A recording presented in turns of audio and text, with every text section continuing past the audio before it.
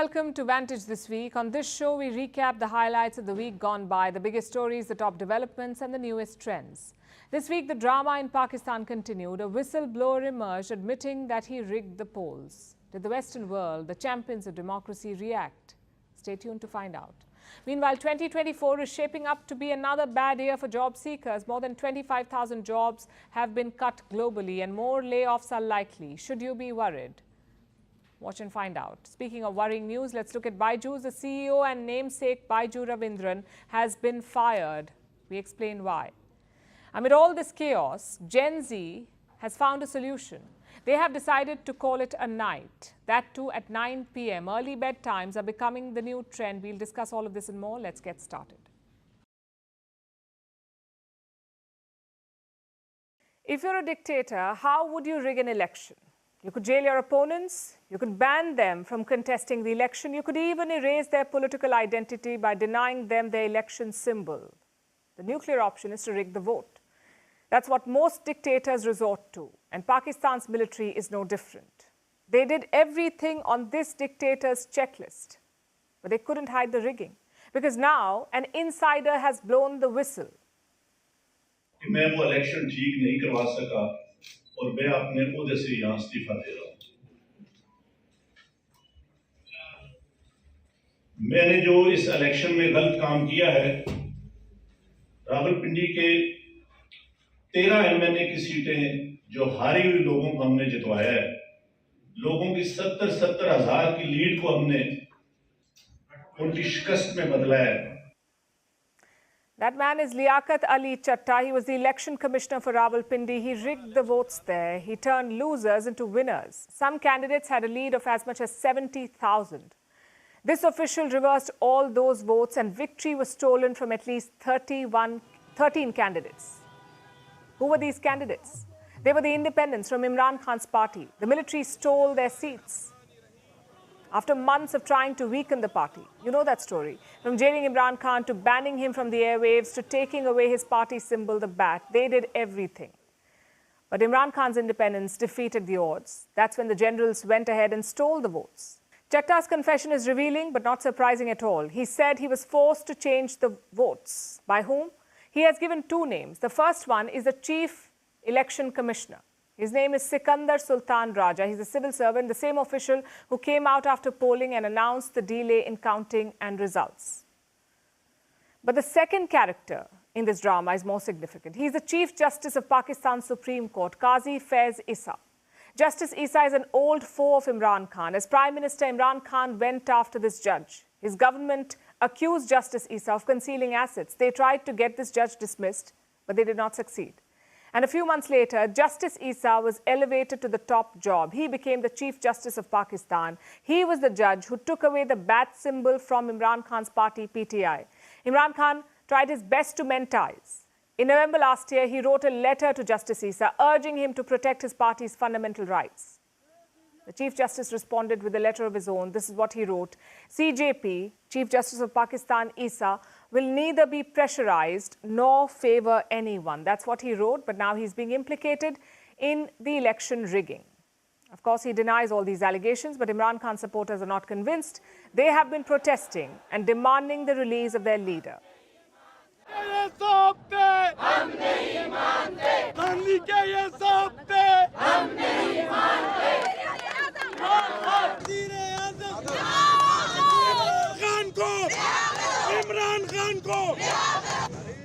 Over the weekend, 4 Pakistani cities saw major protests: Islamabad, Karachi, Peshawar and Lahore. There was another internet shutdown. Twitter, or X, was down in Pakistan. Authorities say the shutdown was in response to, quote-unquote, recent incidents of terrorism in Pakistan. But it's not really rocket science to figure out why they did it. News about Chatta's confession was spreading, and Pakistan's deep state wanted this story to die down. Well, we have news for them. It's not dying, it is snowballing. Reports say Chatta has now been arrested. Meanwhile, Imran Khan and his aides are ramping up their campaign. The former Prime Minister has released yet another video. It features a journalist showing fake ballot papers. मैं इस time Lakshmi चौक के एक printing press पे मौजूद हूं, जहां से मेरे सोर्स थे, हमारे सोर्स ने बताया कि जनाब यहां पर 8 फरवरी को जो इलेक्शन हो गए में, जिसमें नवाज शरीफ साहब मानसेरा वाली सीट हार गए में, उसके बैलेट पेपर जो हैं वो छापे जा रहे हैं। These claims are serious and compelling. They're also raising tensions. Pakistan's mandate was tampered with. The execution was shoddy and the results disastrous. But the military is being allowed to get away with all of it, not only by Pakistan's supposedly free institutions, but also by the likes of the United States. They've given Rawalpindi a clean chit. We told you about this last week. The US State Department called the election clearly competitive. That's the term they used. No mention of the rigging, despite the smoking guns. And now there is a confession to back up the claims. It remains to be seen how the military will clean up this mess and how its Western allies will justify it. 2023 was the year of layoffs. Thousands lost their jobs. Around 250,000 people globally. Many believed that was it, that the job cuts were done. But 2024 is proving to be no different.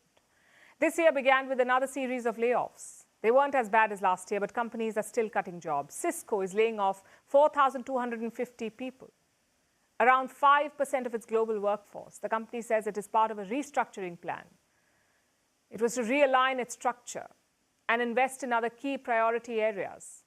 Now, it's not like Cisco was running at a loss. The company posted solid second quarter earnings, around $12.8 billion in revenue. So why does it feel the need to restructure?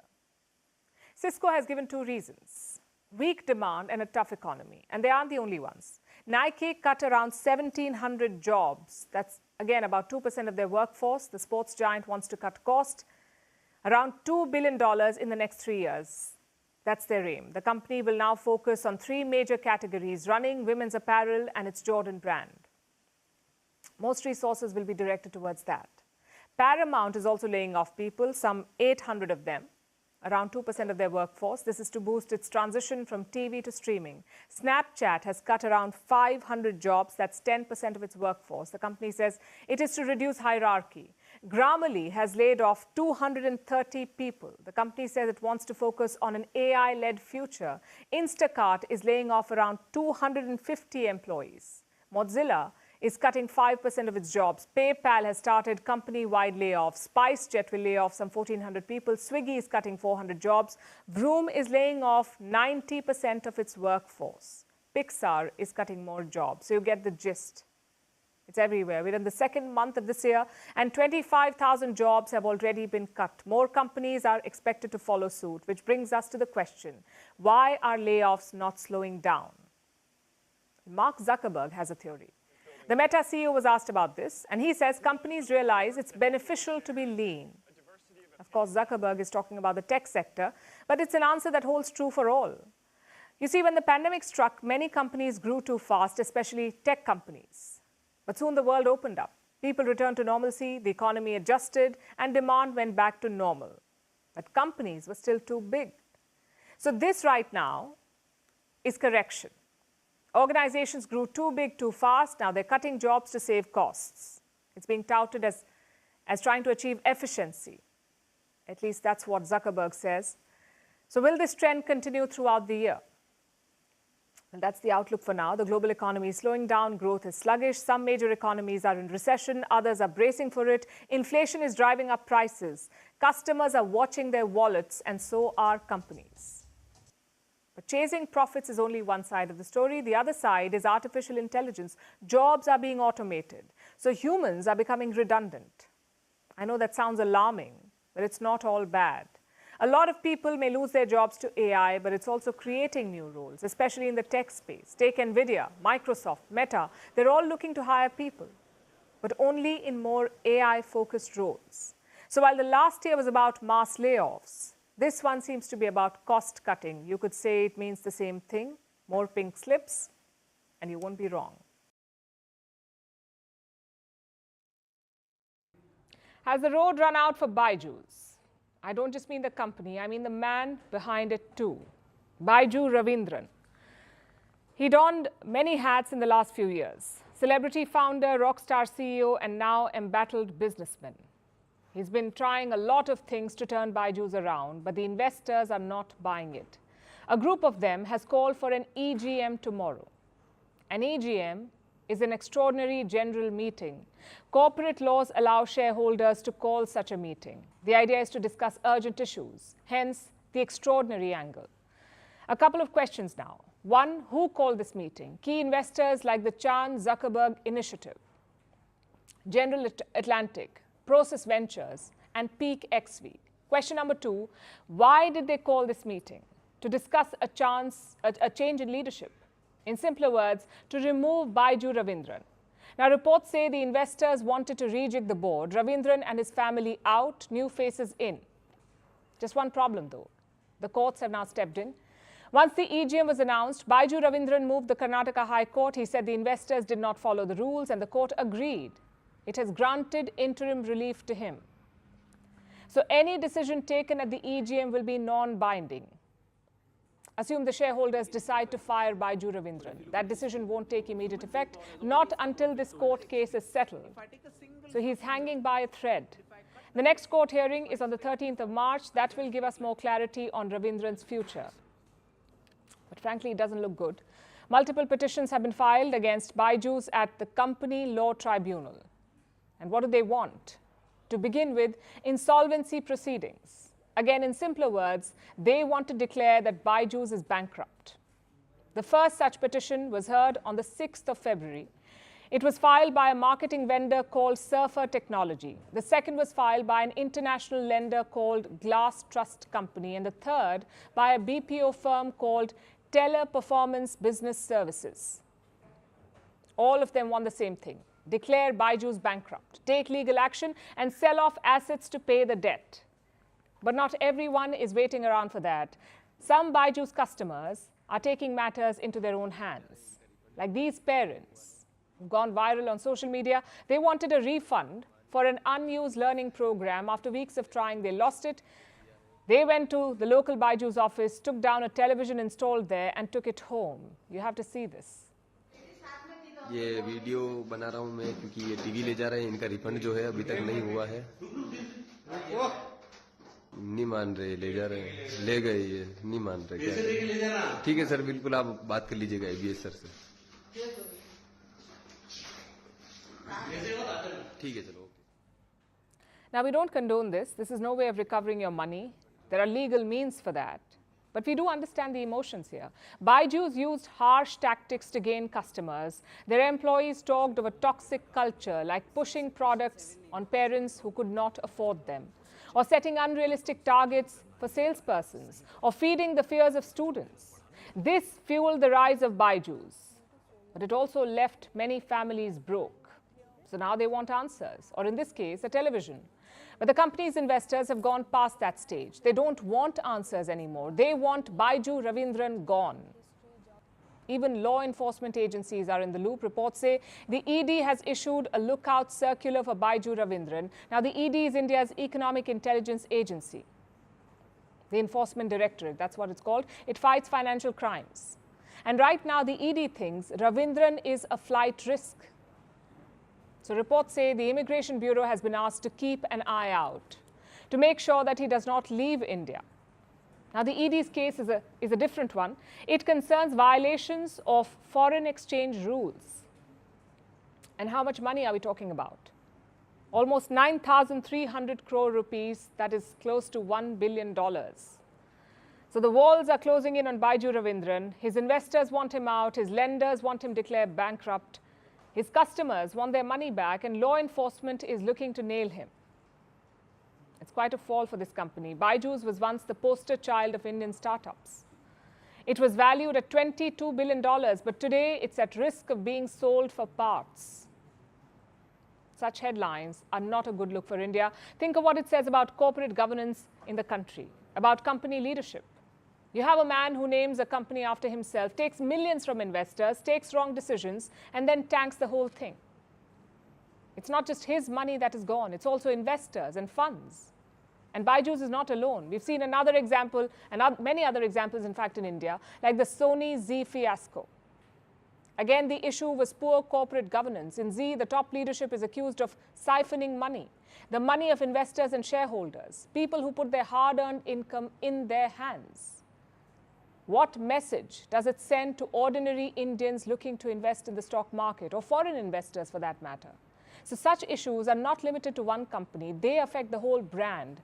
They can erode trust in Indian markets, which is why it's important to course correct, to set the house in order, to review expansion strategies, to scale back nonsensical valuations, and most importantly, to hold people accountable. It's a test for Byju's and India.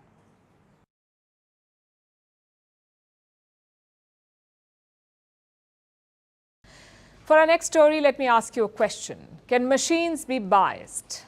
Well, it depends on who you ask. When you think machines, you think impartial, without emotions, without biases. But is that really true? Let me show you something. This is Gemini, Google's AI chatbot, much like their version of ChatGPT. A viral post showed a user asking Gemini a question. Is Indian Prime Minister Modi a fascist? Look at the response. And I'm quoting, Narendra Modi is the current Prime Minister of India and leader of the Bharatiya Janata Party. He has been accused of implementing policies that experts characterize as fascist. These accusations are based on a number of factors, including the BJP's Hindu nationalist ideology, its crackdown on dissent, and its use of violence against religious minorities. That's what Gemini said. Then the same bot was asked about Zelensky, the Ukrainian president. The same question. Is Zelensky a fascist? Now look at what Gemini said, and I'm quoting again. Whether Ukrainian President Volodymyr Zelensky is a fascist is a complex and highly contested question with no simple answer. It is crucial to approach this topic with nuance and consider various perspectives. Well, we agree. It is a complex question. It should be addressed with nuance. But why did Gemini not show this nuance in the first instance? It had no problem saying that the Indian Prime Minister was accused of being a fascist. No nuance there. But with Zelensky, it's suddenly about complexity and nuance. If this isn't bias, I wonder what is. India has taken note of this issue. It has raised it with Google. The IT minister says it violates several provisions of India's criminal law. Now, this is a serious problem, and it's not limited to Gemini or Google. At first glance, AI chatbots appear impartial. You ask them something, and they give you an answer. But it's not really that simple. AI chatbots are biased, and we can give you 3 reasons why. The first bias is in data.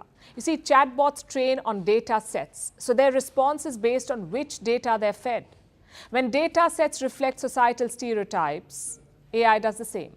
For instance, imagine that you have a customer service chatbot. It's learning from interactions of employees. So if an employee is biased against, say, women, then chances are that the chatbot will do the same. That bias will transfer. Then there are contextual biases. AI chatbots operate within specific contexts like cultures, values, power dynamics. What is acceptable in one setting could be a problem in another. But chatbots do not know that. And then there is the feedback bias. Imagine a chatbot gives a biased reply, but the user loves it. That reinforces the bias. The chatbot starts giving more of it.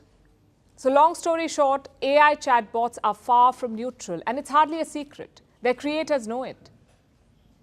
What are they doing to fix it then? Well, Google tried something with Gemini. It tried to make its chatbot, quote-unquote, more woke. Didn't work. Gemini was asked to depict the founding fathers of the US. One response showed indigenous people in colonial outfits. Another showed George Washington as a black man. Imagine that. This is not a random question. This is a historical one. You cannot change history to be politically correct. Yet, yes, AI has been accused of racial bias, and Google may have tried to change that. But you cannot change the ethnicity of George Washington. He existed in real life, and he was a white man. The Apollo 11 crew was shown featuring a black woman. Again, incorrect. US senators from the 1800s included a woman. But America got its first female senator only in 1922. So Gemini is getting history wrong as it tries to be woke. Google says it's not working properly. It has paused its image tool after the backlash. And all of this is problematic because on one side you have inbuilt bias, on the other an attempt to be too inclusive or woke. In a post-truth world, these technologies are becoming our source of information. They shape opinions and narratives. They can easily be misused and weaponized. Hence the need for AI sovereignty, which we keep talking about. We missed the bus with social media. We cannot do the same with artificial intelligence, or we'll have bots sitting in judgment, issuing certificates to leaders and deciding who's fascist and who's not.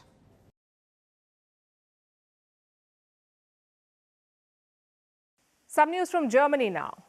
Every year it hosts a very important diplomatic event, the Munich Security Conference. It began way back in 1963 during the height of the Cold War. Today it has expanded to become a massive gathering. This year's event had great attendance, around 900 in total, and that included 50 heads of state or government, plus 100 ministers. Of course, they had a lot to discuss. 2 wars are raging in Ukraine and Gaza.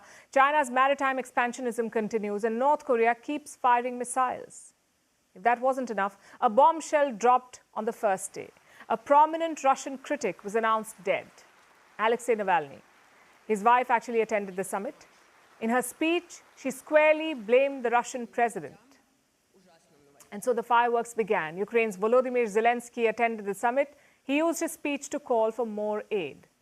Dear friends, unfortunately, I'm keeping Ukraine in the artificial deficit of weapons, particularly in deficit of artillery and long-range capabilities, allows Putin to adapt to the current intensity of the war. The aid winter is already hurting. Today, Ukrainian soldiers retreated from a key city. It is Russia's biggest win since May last year.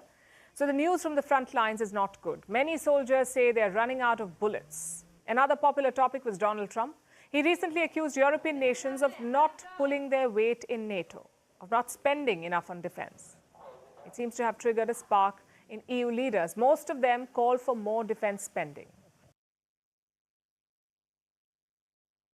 And we should, because you also mentioned the West, the US, stop moaning and whining and nagging about Trump.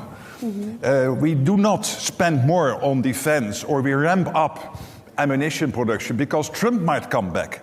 So we have to do this because we want to do this, because it is in our interest.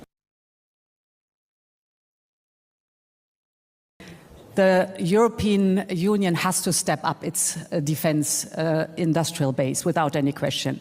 And therefore, we have to be much better in defense production. Irrelevant of the election results on this or the other side of the Atlantic, one thing is clear. We Europeans must take much more care of our own security, now and in the future. The readiness to do so is huge, and I said this to President Biden during my visit to Washington last week.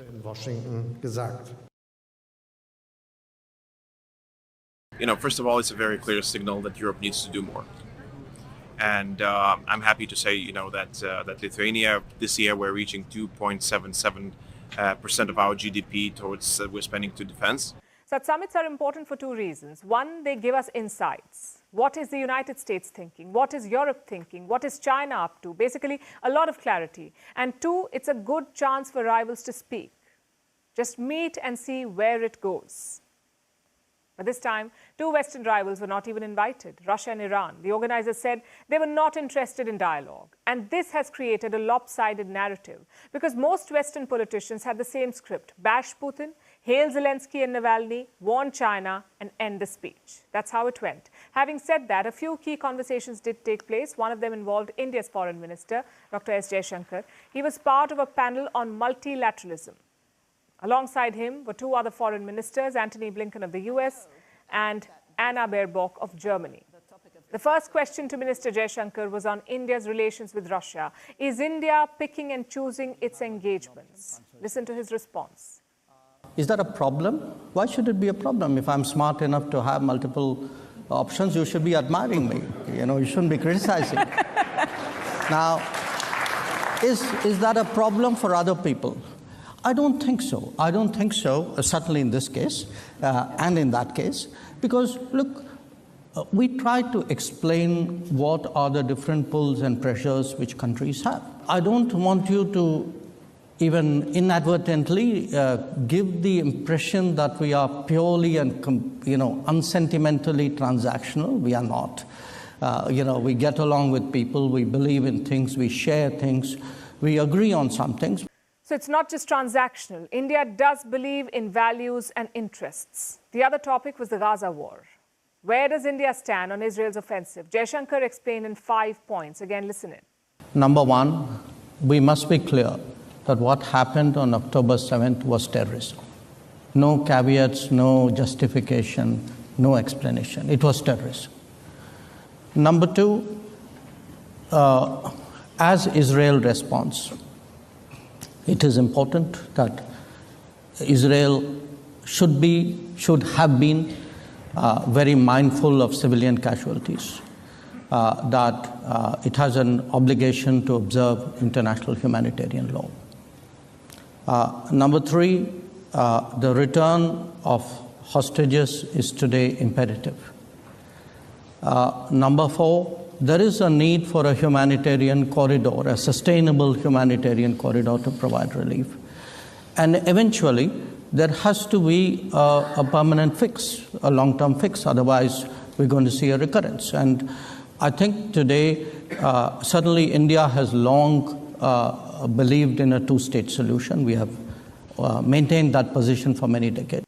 Jaishankar also spoke on India's ties with the West. He said India is a non-West country, but not an anti-West country. Later, he also had a brief conversation with China's foreign minister, that's Wang Yi. He too was in Munich for the talks. The two men were seen speaking to each other. It was their first interaction in over 6 months. That's why such events are important. They give you a platform to talk, not with friends, but with rivals. Unfortunately, this Munich conference did not offer a lot of that. There was a lot of negative energy at play, almost a sense of hopelessness. The conference's annual report summed it up best. It said, the world's new direction was lose-lose. Now let's turn our attention to Russia. Tomorrow is the 24th of February, the 2-year anniversary of the Russia-Ukraine war. No side is close to winning it, but Moscow is celebrating. It recently scored a victory. It captured the Ukrainian city of Avdiivka. And this is significant. It gives momentum to Moscow. How will the West counter that? Through the old weapon that seldom works, and that's sanctions. The West is bringing in new sanctions supposedly to hurt Russia's war machine and punish President Vladimir Putin, both for the war and the death of his critic Alexei Navalny. He died in a Russian prison last week. Today, Biden met his family. This morning I had the honor of meeting with Alexei Navalny's wife and daughter. As to state the obvious, he was a man of incredible courage. And it's amazing how his wife and daughter are emulating that. And we're going to be announcing the sanctions against Putin, who is responsible for his death, tomorrow. The U.S. president has vowed to tighten the screws. Reports say that the U.S. alone is imposing sanctions on 500 targets. It adds to thousands of others already in place against Russia. Will these new sanctions finally change Putin's mind? Very unlikely. In fact, he seems to be doubling down. In typical Putin style, Russian media has released new footage. Vladimir Putin in Top Gun mode, flying around in a nuclear-capable bomber. The dash cam shows him in the co-pilot seat. Take a look at this.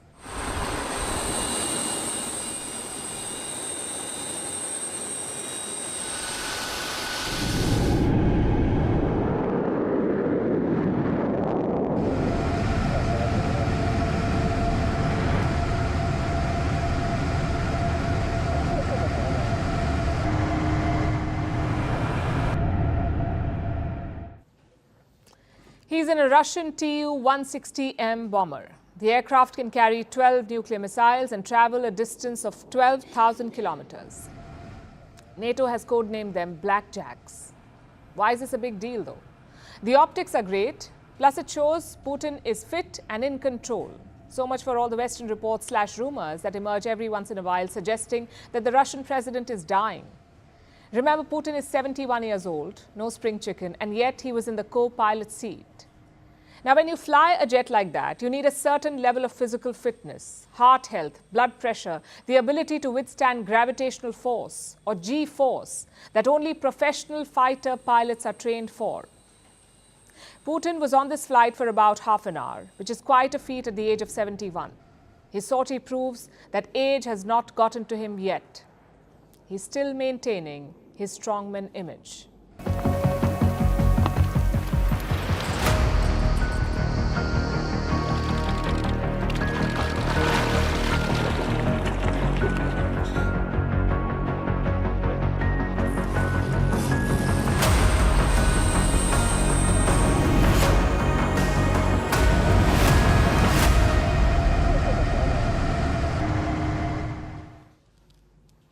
Putin has leaned on this image regularly in the past. Pictures of him on horseback, of him practicing taekwondo, or of him in the wild in fatigues. The media regularly pushes these images, reinforcing his macho persona, pitting him against the seemingly softer leaders from the West.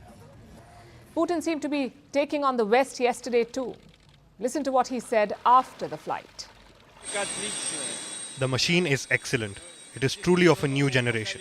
As I told the commander of the aircraft, and now I will say it again, and to the leadership of the Ministry of Defense. Of course, it can be accepted into the armed forces. So the West is talking about sanctions. Putin is talking about adding more nuclear bombers to his arsenal, and doing that after flying in one of the jets. It's a clear shot at his adversaries and some posturing for his domestic audience as well. Putin does have an election coming up after all. It doesn't hurt to look tough, even if there's no real opposition. After his Top Gun moment, Putin continued with the showmanship. He drove a Russian-made Kamaz truck. Again, Putin putting emphasis on the strongman persona. Was this a shot at US President Joe Biden, known more for his bicycle rides or for stumbling while climbing stairs? Biden is 81. He has a decade on Putin. Putin was also once a part of the KGB, the Russian Secret Service. Biden did not get that kind of training in his youth, so it's not exactly a fair comparison, but this comparison will be made because they are adversaries, leaders of their respective countries, and often in news for targeting each other. Yesterday, Biden called Putin a crazy SOB. Now, Putin has responded. Listen to this. Listen, we talked not long ago, and you asked who would be preferred as the future president of the United States. I said that we would work with any president, but I suppose that for us, for Russia, Biden is more preferable.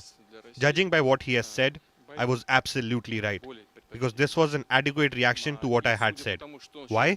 Because he cannot say, Volodya, you are a good man. You've helped me a lot.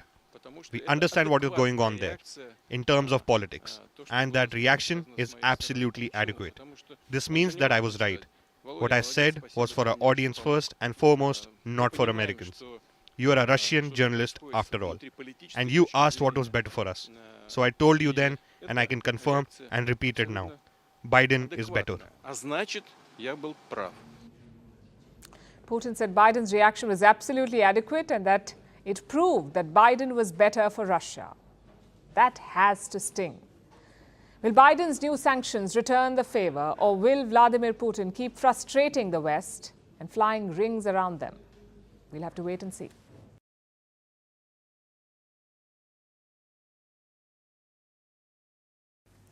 Our next story broke today, but it actually began in September last year. That's when Kim Jong-un visited Russia.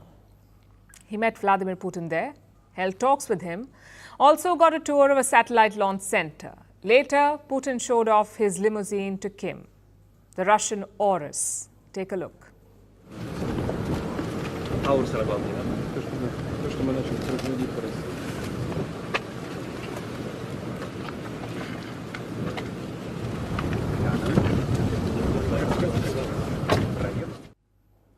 Looks like Kim Jong-un liked it. Maybe that's why Putin decided to gift him one.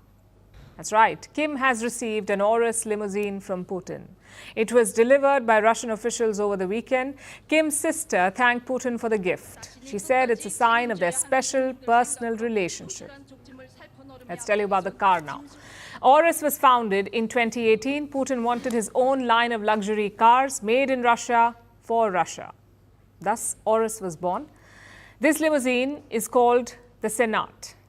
Gearheads will tell you it looks like a Rolls-Royce, and yes, there is a similarity. The Senat is more than 5 meters long. It weighs around 2,700 kilograms. It's the same model that Putin uses for his official trips. But that one weighs a bit more. You see, Putin has made some modifications to his car. His Aurus Senat has a bulletproof armor, reinforced glass, bomb-resistant floors, integrated offensive systems, self-contained oxygen supply, and a secure communication line. It's a car/tank. We don't know if Kim's gift has the same modifications. If not, trust him to add those, because the North Korean leader loves cars, especially the luxury ones. On most days, you will see Kim in his Mercedes Maybach Pullman Guard.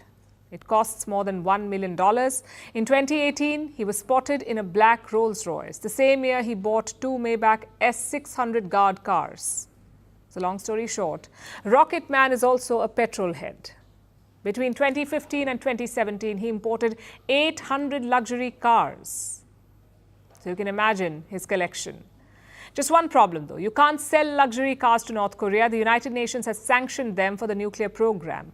Russia is also supposed to follow that, to uphold those sanctions. So this gift is a legal grey area. But clearly, Vladimir Putin does not mind. Reports say North Korea has shipped a lot of artillery to Russia to be used in the war against Ukraine. Reports also say Putin may visit Pyongyang soon. Now that would be huge, because North Korea is not on most diplomatic bucket lists. But like I said, Putin doesn't mind. Let's keep the politics aside, though. Let's focus on gifts.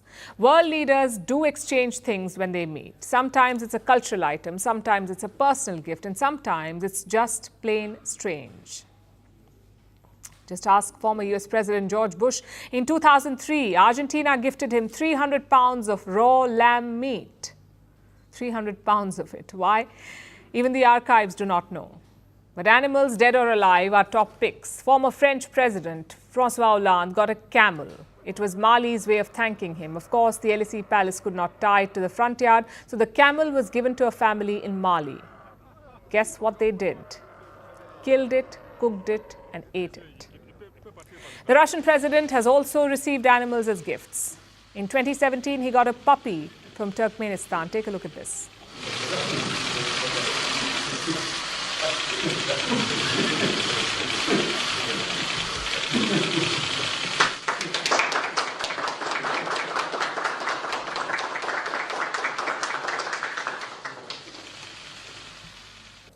Usually gifting has a rule. Don't make it about yourself, make it about the other person.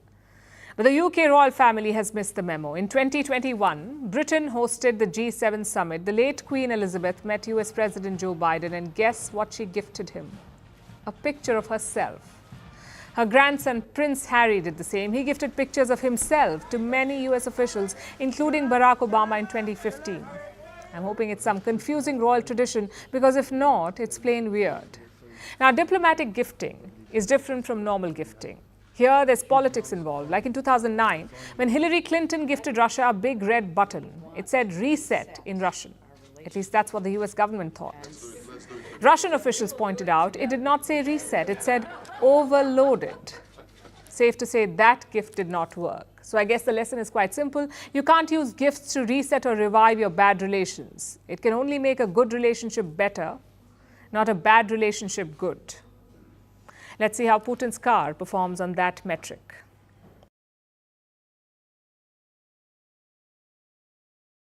For our last story tonight, let's turn our attention to South Africa. There was an uproar in the city of Cape Town yesterday. A disgusting smell had blanketed parts of the city. Residents were horrified. They raised multiple complaints. The city officials scrambled to find the source. Eventually, they traced the sewage smell to a ship, a docked ship called the Al Kuwait. How was a ship able to stink up a city? Because of what it was carrying. The Al Kuwait was transporting 19,000 live cattle, carrying them from Brazil to Iraq. The animals had been on board the ship for days, sitting in their own filth while being transported for the slaughter. The smell was bad enough to cause a city to choke up. It raises questions about the global livestock transport industry and the conditions animals are subjected to. Here's our report. A foul smell swept across South Africa's Cape Town yesterday. Residents were left horrified as the putrid stench covered parts of the city. they complained to Cape Town's mayoral office, which scrambled to identify the cause. These were the urgent updates from a member of the Water and Sanitation Department. You can see how he was trying to reassure Cape Town residents and the urgency with which the investigation was being conducted. It just hints at how awful the smell must have been.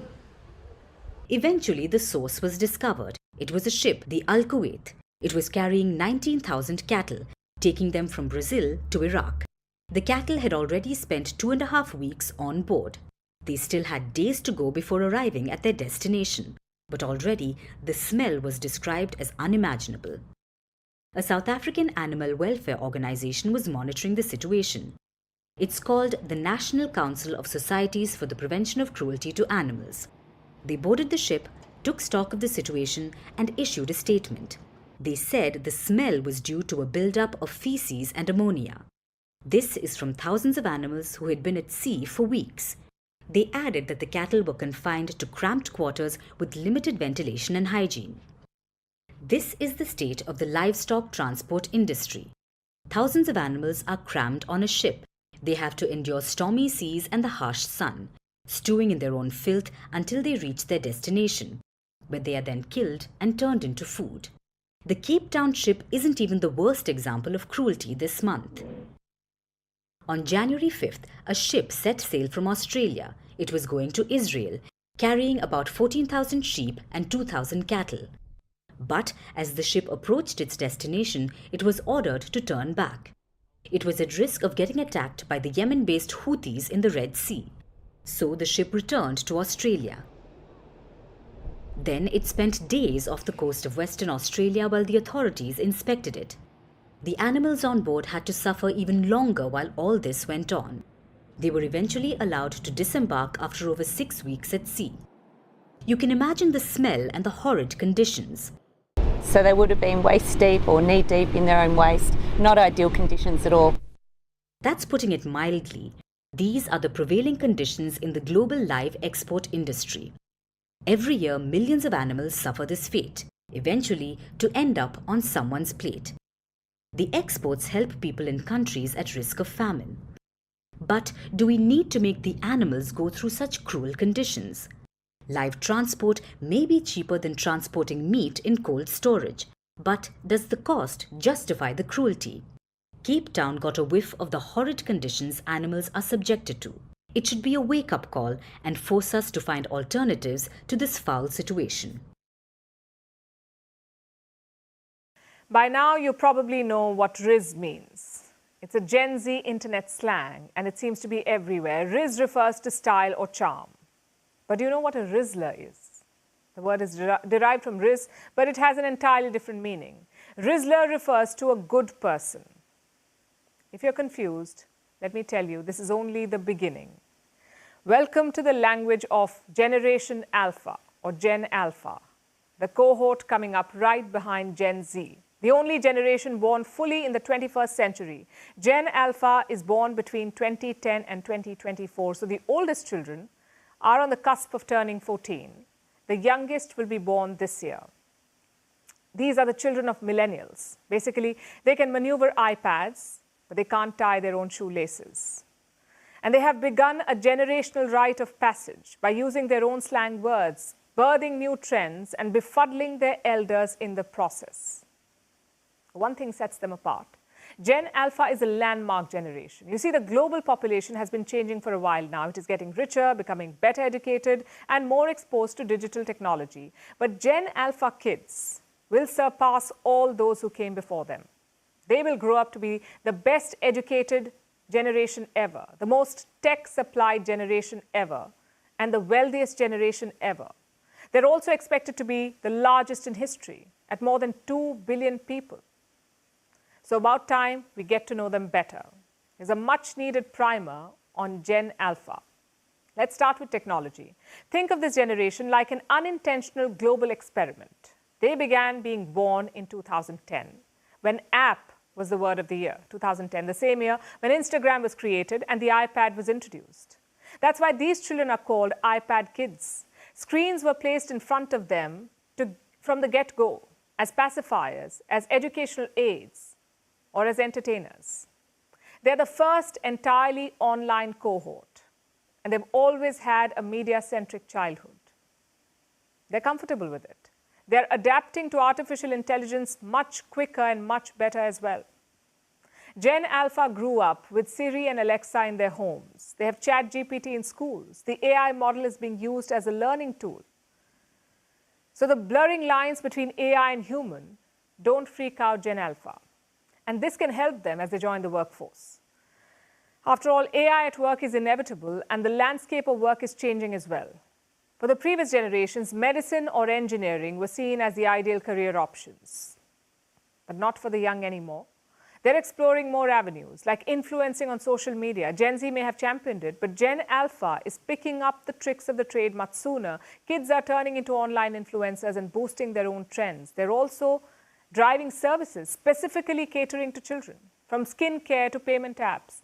Generation Alpha is also known to spend money more easily, making them the perfect target audience, which explains why marketers are busy wrapping their heads around this generation. Preteens, kids, toddlers, babies, the unborn, you name it. But things aren't all hunky-dory among Gen Alpha. The most defining event of their lives was the Wuhan virus pandemic. It affected how kids study and how well they score. Research shows that test scores have seen a drop since the pandemic, and student absenteeism has soared. Their social connections took a hit as well, taking a toll on their mental health. And on top of that, they're suffering from climate anxiety at a young age. Generation Alpha is being born during the hottest years on record. Climate change is raging the world over, and the youngest generations are battling it more than their elders had to. Now, like every generation that came before them, Gen Alpha has their own set of perks too, just as they have unique baggage. They can only hope that inscrutable memes serve as a good coping mechanism, while Gen Z slowly join millennials in feeling what boomers felt for decades, being annoyed at computers.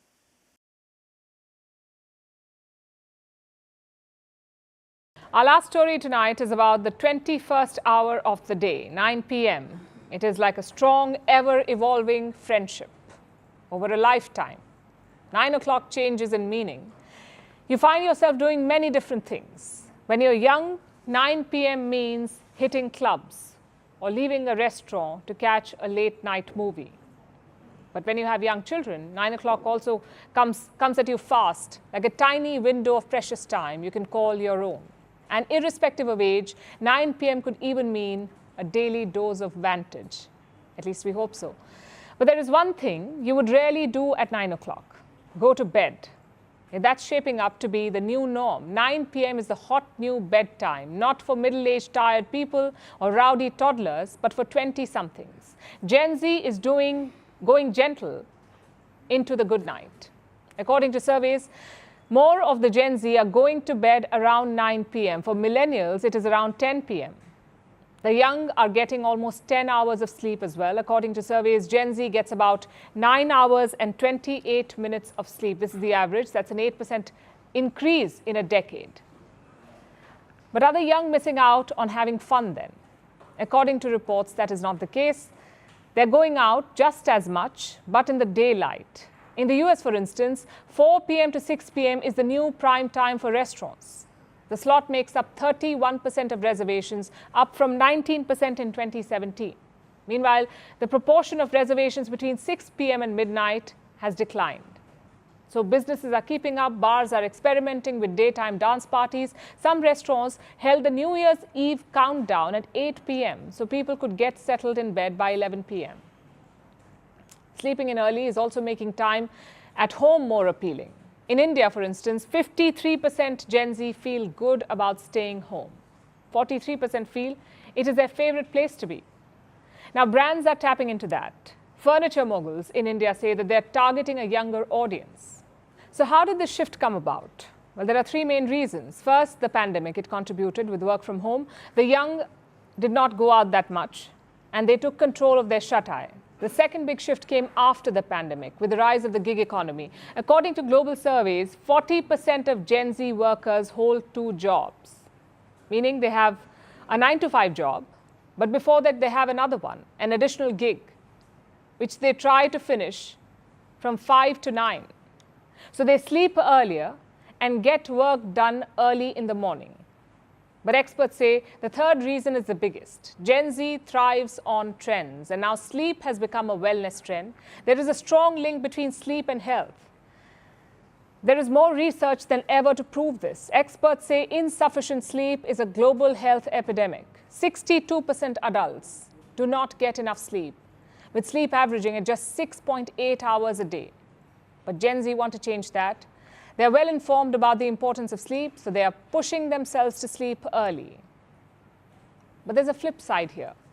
You see, sleep is a passive process, much like breathing, digesting food, or growing a beard. You have as much control over sleep as you do over breathing. So, to a large degree, when and how much you sleep is governed by genetics, which is why some people are morning larks and others are night owls. People have a natural biological clock. It differs from person to person and it changes with age. Generally, 10-year-olds want to go to bed late, 20-year-olds even later. But by the time people hit their 50s or 60s, they want to go to bed much earlier. Plus, adequate amount of sleep also depends on people. There is no particular number. For some, 7 hours of sleep is enough. Others need 10 hours. So understanding the importance of sleep or prioritizing sleep is good, but forcing yourself to sleep at 9 p.m. feels like manufacturing a jet lag. You're better off sleeping on this sleep trend.